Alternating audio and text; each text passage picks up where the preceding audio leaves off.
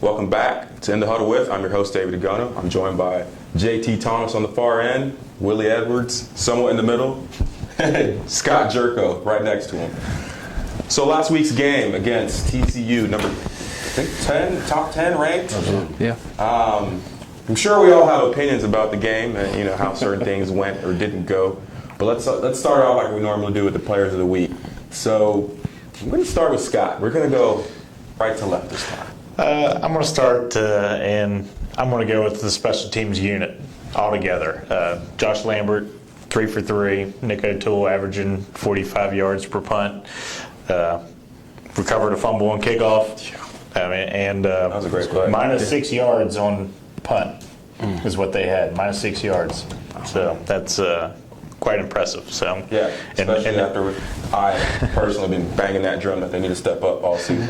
And no drop punts on our side. Yes. Good deal. Agree. Willie. I'm the type of person, I don't like to give out any type of awards if you lose. Do I have to? No. Okay, I'm good passing that. Hey, this game was just fraught with so much ups and downs. The only thing that stands out to me, I thought when we ran the ball pretty well. The offensive line did a decent job of creating lanes and holes for the guys to take advantage of. I thought they did very well into the last for a couple of minutes of the game. So I would say for my players of the game will be the majority of the offensive line. Okay. We didn't have a 100-yard rusher. I'll just throw it out there. If you want to give him the MVP. If I had one, the potential was there, though. The potential was there. The potential was there. No potential? No. Oh, that's a whole other conversation. If I were to have one, I would say the defense, except for one play, because to shut out a team like this, who was the number one offensive team in the country, our defense was lights out, except for that one busted coverage. And that kind of was almost a nail in the coffin for us.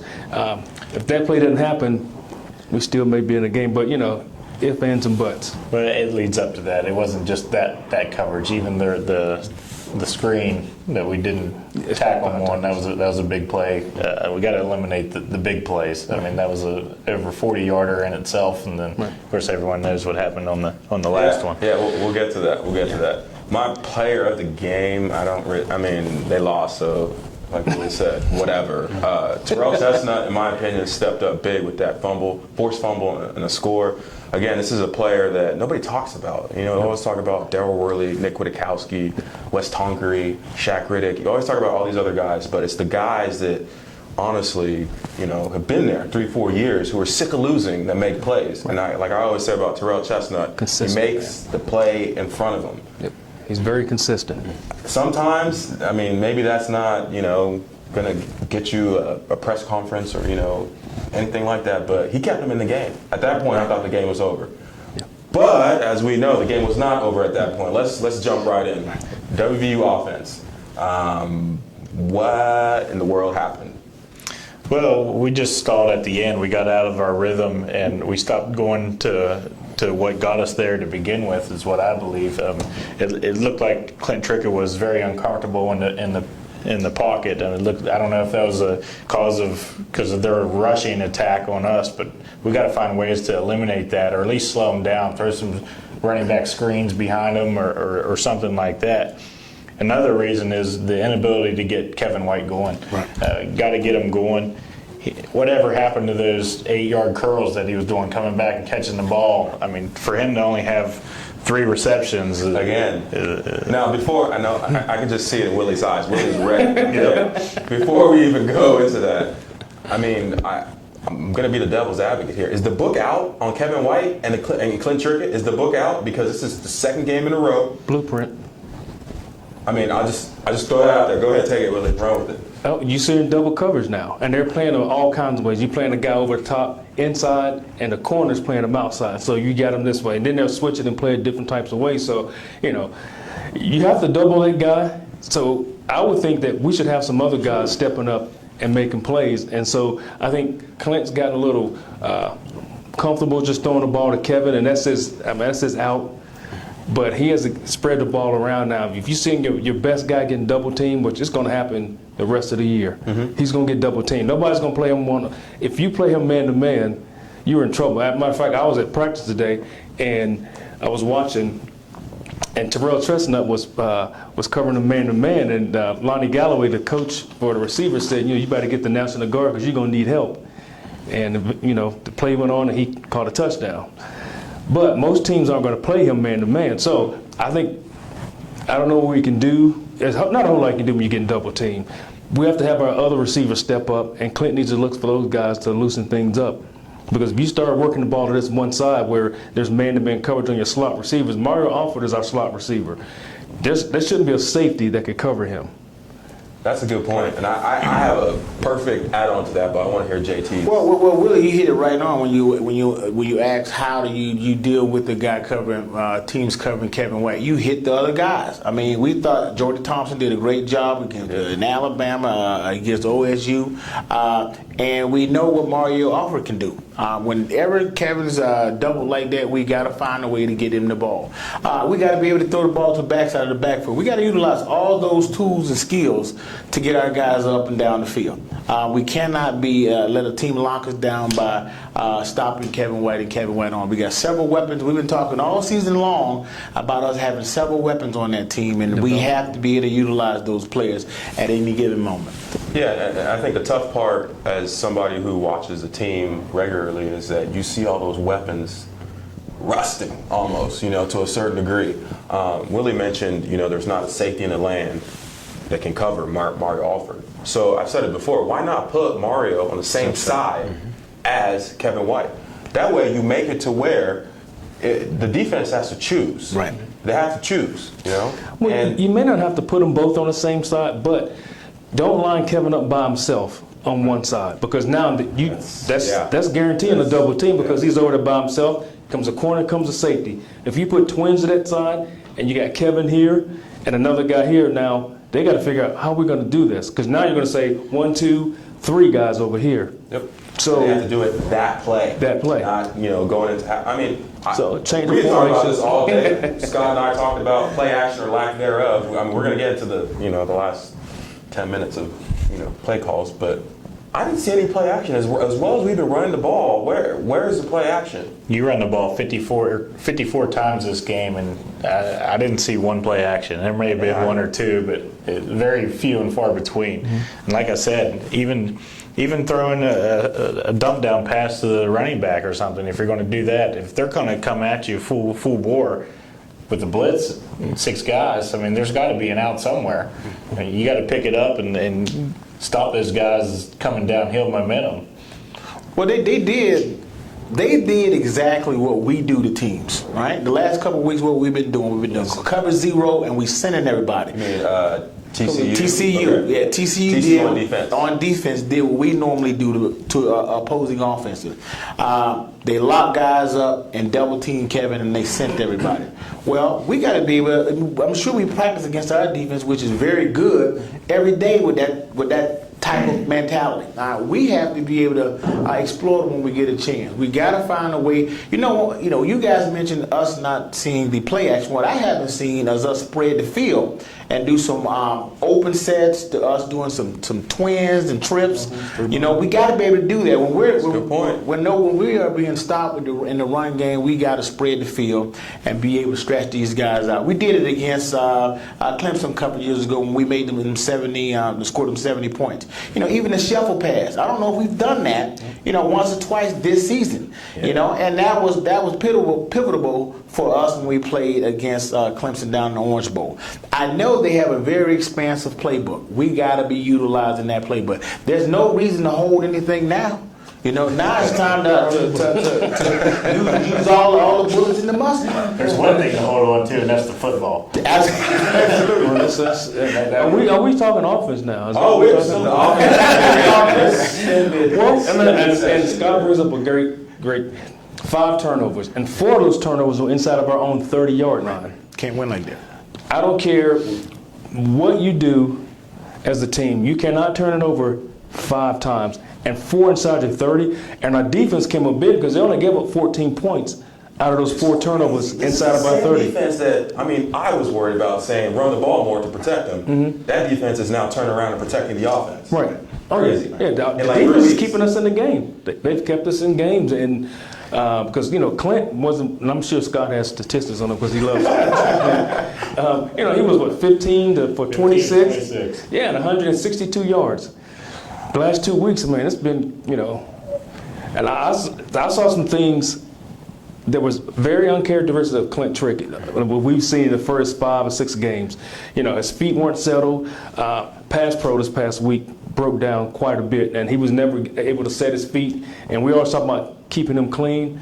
He was dirty. He was filthy on Saturday. So yeah, That's what we talk about our defenses need to do to everyone else's offense. They did it to us, and you saw the outcome. You saw 2 Heisman candidates almost non-existent here this past weekend when you bring pressure. And that's what our defense needs to do and has been doing the past 2 weeks here. Right. Now let's talk about the elephant in the room, or the city, or the state, whatever. Play calling, last 10 minutes. I'll start off. I'm of the opinion that it shouldn't have got to that point. Between the turnovers and everything else, I have no beef with the play calling, but at the same time, dance with who you brought to the dance. Right. Kevin White, Mario Alford, run jet. You talked about shovel pass. When have you guys seen a jet sweep from this team all season? No.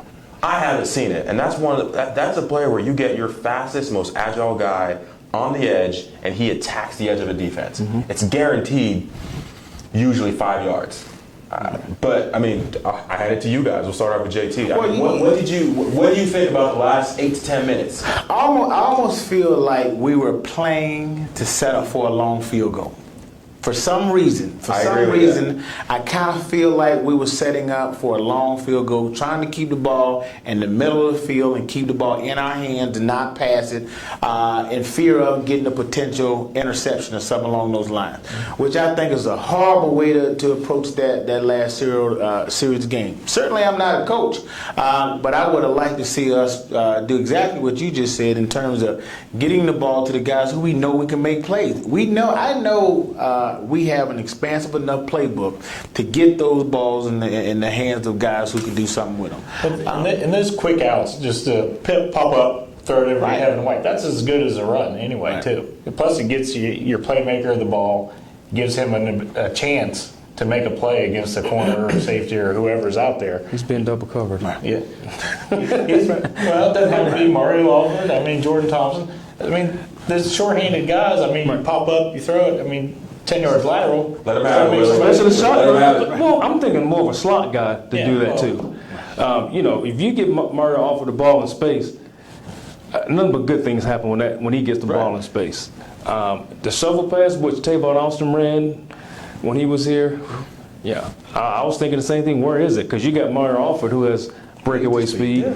If you get that guy going one direction and, you get a couple shuffle passes going this way and next thing you know, he comes in motion and the defense steps that way and you run some type of counter back to the opposite side, now you're starting to mix things up and, you're giving the defense something else to work on that week in practice. So, I'd like to see it myself. My only last question about the offense, and we're going to move on to the defense. And this is more of a deeper question. Is the book out on the air raid offense the past 3 weeks? Because we're stepping into a team with Texas where, I've been saying it. This is going to be an ugly game as far as Texas is good. Their record is not showing it. No.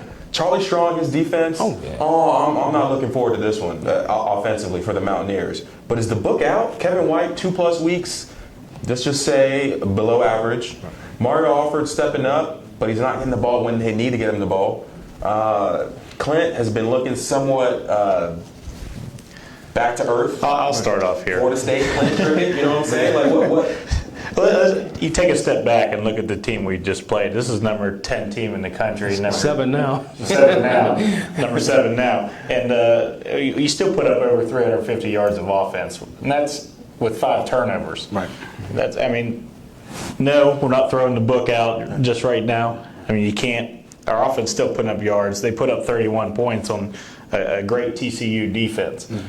Granted, 7 of it came from our defense, but we had a lot of obstacles to overcome. So no, we can't quite get away from it yet. We just need to get the guys that our playmakers need to get the ball more. You know, one good thing that I can say about it, you know, we sat here at the beginning of last week and we were really concerned about this being a very high-scoring game.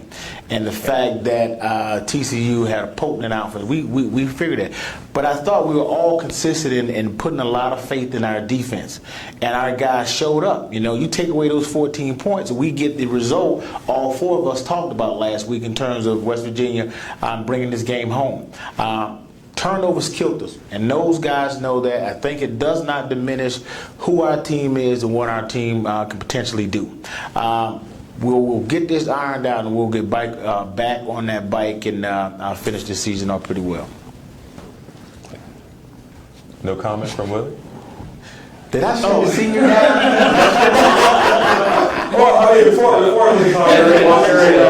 before he says anything, I mean, to me, when I said the book being out on him, I mean, this is Oklahoma State to a certain degree kind of poured some cold water on the offense. I'm not saying that the offense can't get yards. The offense is going to get yards. To me, an offense is always going to be defined by, can you get a first down or a touchdown? Can you get a first down or a touchdown when you need it? Mm-hmm. I don't care if you run triple option wishbone like Navy or Georgia Tech. I don't care if you're airing it out. Can you get the ball past the first down yard marker or get a touchdown? I didn't see that last 10 minutes of the game. But statistically throughout the year, and Scott, you can attest to this, you can say when we talk about our third down proficiency, I think we are in the top echelon in college football in terms of being able to execute on third down. So to answer that question, I think we can. Mm-hmm. We just didn't do it this particular game, and it showed up and it hurt us big. Okay. I think we're trying to play too conservative at the end instead of just running our offense. Well, 3 of our turnovers that we had inside of 30 were on first downs. Mm-hmm. So we never got to third down to be proficient at it. So, I mean, that kind of, like you said, threw cold water on our offense. And, I like to go back to our defense because let's just start. Let's talk about the defense. Right. They did a great job. Go ahead. Great. 2 out of 11, TCU was 2 out of 11 on third down and 3 or longer. They were 2 out of 11. And you're talking about, again, one of the best offensive teams in the country. Oh, yeah. And our defense was the right. And we pretty much shut them down. And, like I said, the one busted coverage kind of just, took all that work that they did, and it just kind of overshadowed, the one play overshadowed everything else they did that whole day, because they played from that beginning whistle until that busted coverage. They dominated, pretty much dominated, TCU. So I don't know, like I said, I was at practice today, and Coach Gibby was fired up. I mean, he was, Yeah, he can right wrongs. Yeah, and he was getting after it, and it seemed like the way he was coaching was the defensive, side of the ball that kind of let the team down. So, I'll jump in here. My take from the defense was, these offenses are staring at a 3-3-5 defense that they've probably never even played against. It's something new to them. It's kind of new. They don't necessarily know where our guys are coming from, and that's to our advantage right now.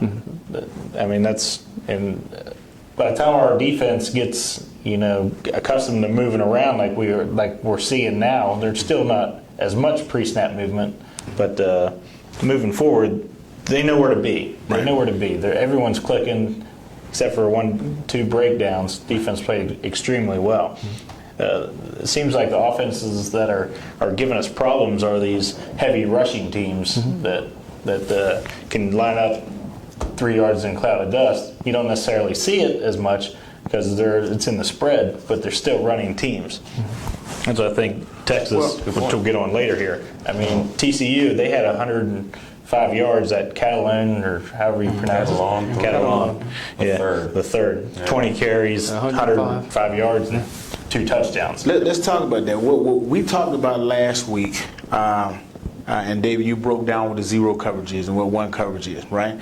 We went in this game living and dying on that philosophy, and that hurt us because you know, and well, you backs know, and when the linebackers know, when we lock up on those receivers, they're taught not to look back, right? And when that happens, and we don't get those linebackers out to the runners in those lanes, it's going to be track meet all day long, and that's what happened to us. We lived and we died with the zero coverage, man-to-man type of coverages, and long down situations. And I thought it was key for the other teams to get to our linebackers, and that's what happened for us. You know, if the linebacker don't show up or the safety don't show up to play in that alley, we have a long day. I mean, we know there's backers. If we lock on these guys and play zero coverage, linebacker got to be able to run the alleys, and the safety's got to be able to show up. Yeah, I mean, if I'm being the Grinch like I normally am on this show, I think the defense played well. Right. They played well. I mean, that one play, are you kidding me? The one play. Right. Granted, big play, end of the game, shouldn't happen, okay? But if I'm being honest, I think the defense has completely exceeded anybody's expectations.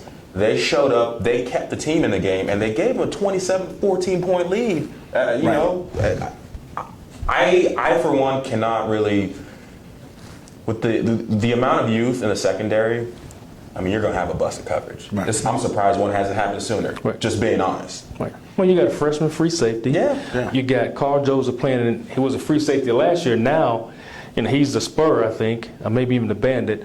KJ Dillon was a safety last year. Now, I think he's a bandit, and KJ's a spur. So you got guys playing in different positions than they played last year. So, you know, they're still learning, and Scott was saying, you know, each game we're getting better at doing certain things, but we're still playing different positions than what we played last year. So, and again, we have a freshman, not a redshirt freshman. Yeah, This kid played at Aliquippa last year. Yeah. You know, granted, great football up in that area. Big difference when you got to line up against, you know, Alabama, or you got to line up against a TCU. So, you know, and he's playing great. But, you know, I don't know what the coverage was called, but, you know, it was a breakdown of the corner, the safety, you know. And it just comes with experience too. You got to know the down and distance and take a step back and know the situation. I mean, you got to be. That's something that you just got to know. It's got to be engraved in your brain. Every single play, every single down. Right. You got to know down distance, know the personnel, know. Yeah. Not to let someone. Me personally, I would have, you know, in that situation, you know, I would have took 15 instead of taking. Oh, every time. Oh, yeah. Every time. They would have had to call security because I got ejected from the game. Oh, That's what? They called security because I would have raped them. He would have been tore. I'd have ripped his jersey off of him. But, you know, if that would have happened at any other time in the game, we would have been okay with it because we were playing well and we could have recovered from it. At that point in the game, we couldn't recover from it. Let me ask you guys this, because I thought I saw this also. Tell me if I'm wrong. We're in 3-3-5. We got cover zero. When we're sending backers, we got two backers in there, right? Because somebody's gonna lock on, right? You're gonna send two, right, on the rush. Typically, three. Okay, if they were sending everybody. When we run, if they on that blitz and we're running the ball in those alleys, guess what? We ain't got nobody home. And that hurt us. That hurt us a couple times. I thought 3 times, where the running back was able to hit the gap, hit the B gap area, the guard tackle, the guard tackle area, tight end tackle area, and cause us some damage. It's like they almost scouted us out to say, hey, if they lock onto us and they send everybody, and we pick it up early, that we're going to start running the ball in those B gap areas. It goes back to gap control and the cutback area. And you got to make sure you cover your gap, but you can't get pushed out of your gap area. Right. Your gap's that area, and if you go lock on, you don't want to let him push you over another gap, because then it just creates a cutback lane where some guys have got to make a tackle in space inside the tackles. Right. Yeah, I mean, at this point in the season, I said this going into Big 12 conference, but at this point in the season, everybody is under the microscope. Right. Coaches, players, refs, refs or whatever. But, you know, so everybody's under the microscope. You have to be, your game has to be tight. Has to be tight. And with that, our special teams was tight this past Saturday. Absolutely. For the first time all season, Towson not included for obvious reasons. The whole special teams unit was special. Yes, as Coach Nealon would say back in the day. Yeah, they get love. No hate this week. All love this week, special teams. No hate. We know their names. All love. Oh, wow. So, I mean, Scott, you briefly talked about, I mean, Nick O'Toole doing work. Yeah, I mean, when it's something that you don't talk about, they did a good job. I mean, Nick O'Toole, he's punted it. I mean, I don't really know much about kicking the ball, but I know he did well and changed the field for us. Yeah, flip the field. Yeah. You know, that's a part of the defense, though. Him making those good kicks. We talked about it last week. You know, that was the bright side that I pointed out last week. We were able to kick some deep balls where they had for touchbacks, and Nick O'Toole was placing the ball around the field pretty precisely. And again, I mean, he showed why he's a top punter in the Big 12. And our kickoff team did a great job. The kicker, Molinaro, a couple of those kicks when we had to return, when we got the fumble, I mean, I'm sitting and looking, I'm like, they're not going to catch it. They're not going to catch it. And it happened twice. It happened twice. That was the thing, it happened twice. And then, I don't know if you guys noticed or not, we talked about this team being unselfish. I saw Andrew Bowie come down on the kickoff and freaking destroyed. I mean, he ran through that kid's face. He didn't wrap up, just hit him, whack, and just kept running. And you're talking about a kid who was a starter, starting tailback last year, led the team in rushing, and all of a sudden, he's, Special teams unit. unselfish. And listen to us a couple of weeks ago. That's what it is. That's what it is. All right, so let's jump into Texas, going to Darrell K. Royal Stadium. I'm just going to be honest. I don't see this being a victory for the Mountaineers. You guys tell me why not. Tell me what you've seen and what's happened this season. Why? I just Go ahead. I want to let you go first. Ask him a question. You can go first. Okay. But did you just say you don't see this as a victory? Right. Yeah. I'll say it right now. Charles That's fine. Strong and that defense. I've watched halves of the past 3 or 4 games. You are not going to run on them. And you better have Kevin White, Mario Alford, Jordan Thompson. You better have the whole offense clicking, and Clint Trickett will get touched this week.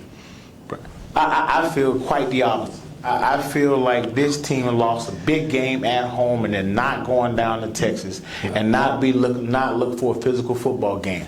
I think everybody picks themselves up off the ground and get back there and get after it. I'd like to see Dreamy Smith be more active in the lineup, because I thought he played pretty well enough to stay on the field a little bit more. And we utilize all them tools, and I suspect we will. The fact that Coach Hogerson is frequent that Texas area a lot, he's going to go down there with a chip on his shoulder, not wanting to show that we may be dissipating over a loss. We're going to go down there and play physical football. In fact, I think this is the type of medicine we need in big losses like this.